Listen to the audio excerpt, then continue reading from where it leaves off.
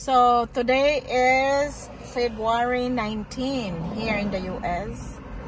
Church time. Let's go.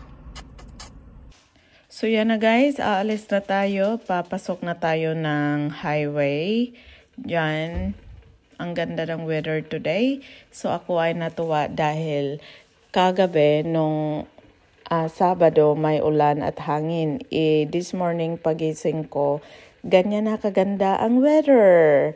Wala nang ulan, wala nang hangin. So it means makasimba po si Inday. So yan ang dinadrive ko every day kapag sinusundo yung anak ko sa school. Diyan, paakyat na tayo.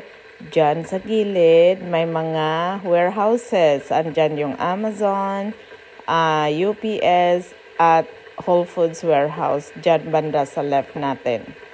So yan, paakyat na tayo sa konting hill. Andyan yung parang market natin a little bit. Kunti lang, may mga restaurants dyan banda, pataas na. Pero walang shopping mall banda dyan guys. Papunta tayo ng main highway ng San Pablo. Kasi yung church nasa San Pablo siya, papuntang Pino. So look at the weather. It's really beautiful gift from God. So, 'di ba? Ang gandang pagmasdan kapag ganyan kaganda ang weather natin, walang ulan. So dito na po tayo sa simbahan ngayon. Trivia lang po bakit dito ako nagsisimba.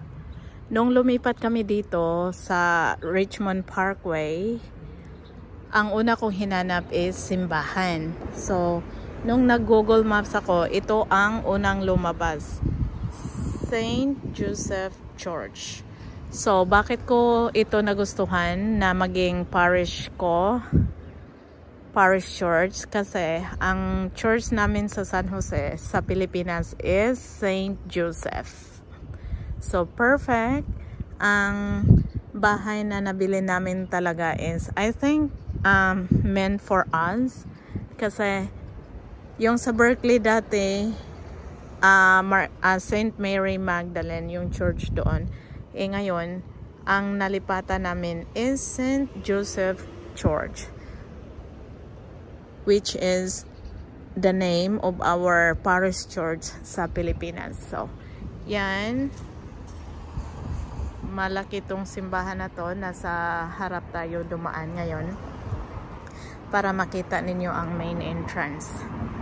So, hindi na ako sasalita pagpapasok tayo. Ipakita ko lang yung loob.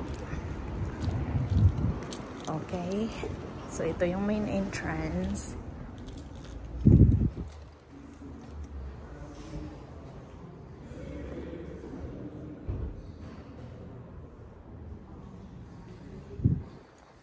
Oh, malapit nang mag-start ang mass. There you go. So, yun ang altar namin.